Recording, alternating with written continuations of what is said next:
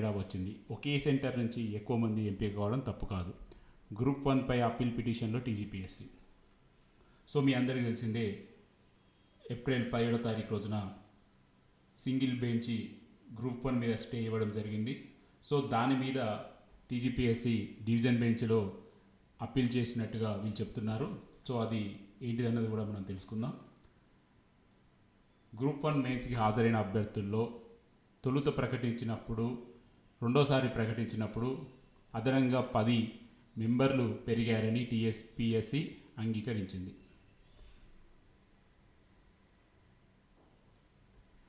గత ఏడాది అక్టోబర్ 21 నుంచి 27 వరకు జరిగిన మెయిన్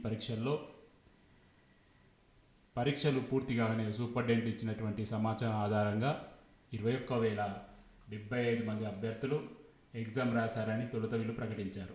తర్వాత అభ్యర్థులు ఉపయోగించిన జవాబు పత్రాలు, OMR, నామినల్ రోల్స్ అన్నీ విశ్లేషించిన తర్వాత 21,085 అంటే దాదాపుగా 10 నెంబర్లు అదనంగా పెరిగారని వీళ్ళు చెప్తున్నారు.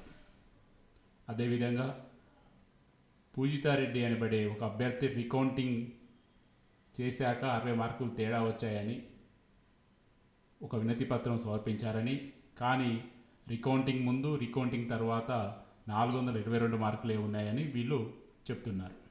సో ఒకసారి క్లియర్ కట్గా దీన్ని హైలైట్స్గా మాట్లాడుకుంటే, టీజీపీఎస్సీ ఎగ్జామ్ అయిపోయిన తర్వాత విడుదల చేసిన వెబ్ నోట్లో 21,075 మంది అభ్యర్థులు ఎగ్జామ్ రాశారని క్లియర్ కట్ చెప్పారు.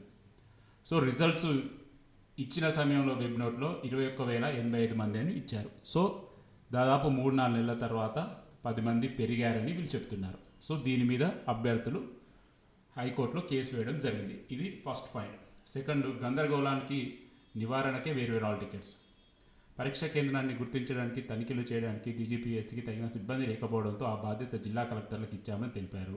కోటి మహిళా కాలేజీలో పురుషులకు ప్రత్యేక మరుగుదొడ్లు లేకపోవడంతో ఆ కేంద్రాన్ని మహిళా అభ్యర్థులకు మాత్రమే కేటాయించామని పేర్కొన్నారు.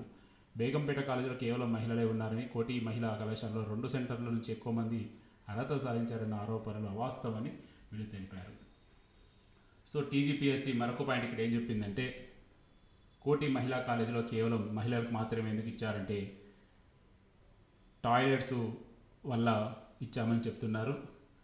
సో ఇక్కడ అభ్యర్థులు అనేది ఏంటంటే, మరి సిటీలో దాదాపు ఒక 6 నుంచి 7 ఎక్స్క్లూజివ్ ఉమెన్స్ ఇంజనీరింగ్ కాలేజీలు ఉన్నాయని, మరి అక్కడ మహిళలని పురుషులను ఎలా అలౌ చేశారు, ఇక్కడ ఓన్లీ మహిళలని ఎందుకు అలౌ చేశారు అన్నది వాళ్ళు అడుగుతున్నారు. మరి దీనికి టీజీపీఎస్సీ కూడా ఖచ్చితంగా సమాధానం చెప్పాలి.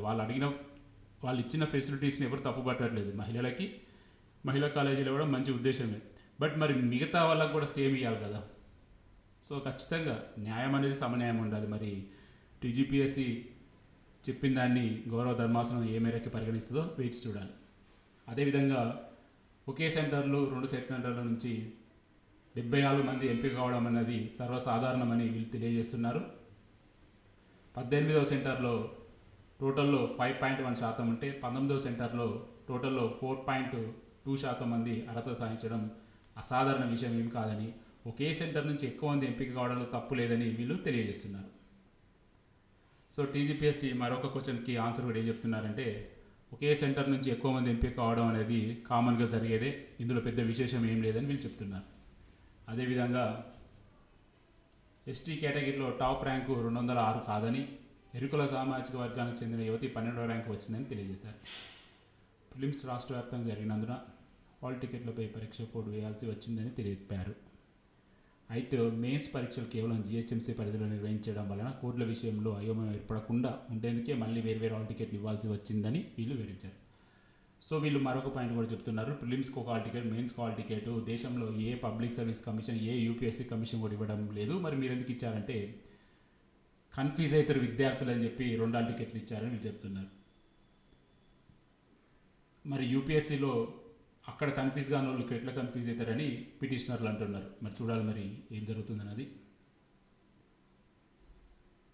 అదనపు పరీక్ష కేంద్రం ఎందుకంటే, సివిఆర్ కాలేజీలో మొదట 984 మంది అభ్యర్థులకు ప్రతిపాదన చేశామని, మహిళా విశ్వవిద్యాలయంలోని పరీక్షా కేంద్రంలో గ్రౌండ్ ఫ్లోర్ ఎక్కువగా ఉన్నందున దివ్యాంగులకు ఇబ్బంది అవుతుందని భావించి ఇక్కడ నుంచి 87 మందిని సివిఆర్ కాలేజ్ కేటాయించామని టీజీపీఎస్సీ తన అప్పీల్లో వివరించింది. దీని ఫలితంగా మహిళా విశ్వవిద్యాలయంలో అభ్యర్థులు 984 నుంచి 787కు తగ్గారని తెలిపారు. సెయింట్ పీటర్ ఇంజనీరింగ్ కాలేజీలో అభ్యర్థుల సంఖ్య 504 నుంచి 358 మందికి తగ్గిందని, 24 మంది సామర్థ్యం ఉన్న గదిలో దివ్యాంగులకు తోడుగా పరీక్ష రాయడానికి వచ్చేవారు ఉన్నందున ఒక్కొక్క గదిలో 6 కేటాయించాల్సి వచ్చిందని తెలియజేశారు. దీనివల్ల అదనంగా మరొక పరీక్ష కేంద్రాన్ని ఏర్పాటు చేయాల్సి వచ్చిందని తెలిపారు. అదేవిధంగా మూల్యాంకన కోసం ఇంగ్లీష్కి 33, జనరల్ ఎస్ఏకి 57, చరిత్రకి 28, జాగ్రఫీకి 22, ఇండియన్ సొసైటీకి 22, రాజ్యాంగానికి 24, పరిపాలనకి 23, ఆర్థిక శాస్త్రం అభివృద్ధికి 38, సైన్స్ అండ్ టెక్నాలజీకి 21, బయోటెక్నాలజీకి 26, డేటా ఇంటర్ప్రిటేషన్ 18, తెలంగాణ ఉద్యమం రాష్ట్ర ఏర్పాటుకు 40 మంది చొప్పున ప్రొఫెసర్లని వాల్యుయేషన్కి కేటాయించామని చెప్తున్నారు. సో ఇక్కడ వీళ్ళు టోటల్గా ఒక 6 పాయింట్లకి వివరణ అయితే ఇచ్చారు. గతంలో చెప్పిన సెంటర్ల కంటే అదనంగా ఒక సెంటర్ ఎందుకు ఇచ్చారంటే వీళ్ళు దివ్యాంగుల కోసం అని చెప్పేసి చెప్తున్నారు. సో ఇవన్నీ కూడా అభ్యర్థులు కేసు వేసిన తర్వాత చెప్పే కంటే కూడా టీజీపీఎస్సీ ముందుగానే వెబ్ నోట్ ద్వారా తెలియజేస్తే వారి మీద నమ్మకం అనేది పెరిగేది. బట్ చూడాలి మరి ఏం జరుగుతుందన్నది. గ్రూప్ 1 నియామకాలపై స్టే కొనసాగింపు. రాష్ట్రంలో గ్రూప్ 1 నియామకాలు తాత్కాలికంగా నిలిపివేస్తూ ఈ నెల 17 జారీ చేసిన మధ్యంతర ఉత్తర్వులను హైకోర్టు పొడిగించింది. గ్రూప్ 1 మూల్యాంకన అక్రమాలు జరిగాయంటూ ఎం పరమేష్ మరొక 20 మంది అభ్యర్థులు దాఖలు చేసిన కేసులో జస్టిస్ నావర్ రాజేశ్వరరావు గారు ఈ నెల 15 నియామకాల ప్రక్రియకు బ్రేక్ వేశారు. సోమవారం విచారణ వచ్చినప్పుడు సర్వీస్ కమిషన్ న్యాయ జోక్యం చేసుకుంటూ మధ్యంతర ఉత్తర్వులు సస్పెండ్ చేయాలని కోరుతూ టీజీపీఎస్సీ డివిజన్ ధర్మాసనం ముందుకు అప్పీల్ చేసినట్లుగా తెలిపారు. దీంతో విచారణ వాయిదా పడింది. మధ్యంతర ఉత్తర్వులు అమల్లో ఉంటాయని వెల్లడించారు. సో టీజీపీఎస్సీ సింగిల్ బెంచ్ ముందు తమ వాదనలను ఆపి డివిజనల్ బెంచ్కి వెళ్ళి స్టేని తీసేయాలని చెప్పి వీళ్ళు అప్పీల్కి వెళ్ళినట్టుగా చెప్తున్నారు. సో ఓవరాల్గా చూసుకుంటే తెలంగాణ గ్రూప్ 1 2024లో అభ్యర్థులకు ఉన్నటువంటి అన్ని ప్రశ్నలకి టీజీపీఎస్సీ సమాధానం అయితే ఇచ్చినట్టుగా ఇక్కడ కనబడుతుంది. బట్ ఇక్కడ కొన్ని విషయాల్లో ఇంకా క్లారిటీ మిస్ అవుతుంది. అతిపెద్ద క్లారిటీ కావాల్సింది ఏంటంటే ఈ 10 మంది అభ్యర్థులు ఎక్కువ వచ్చారని వాళ్ళే చెప్తున్నారు. బట్ అభ్యర్థులు కేసు వేసి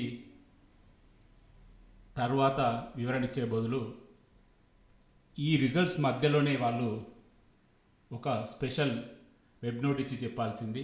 బట్ అక్కడ చెప్పలేదు. అదేవిధంగా ఇక్కడ మనం చూసుకుంటే సెంటర్లు ఎందుకు పెరిగాదన్నది కూడా తర్వాత చెప్పడం జరిగింది.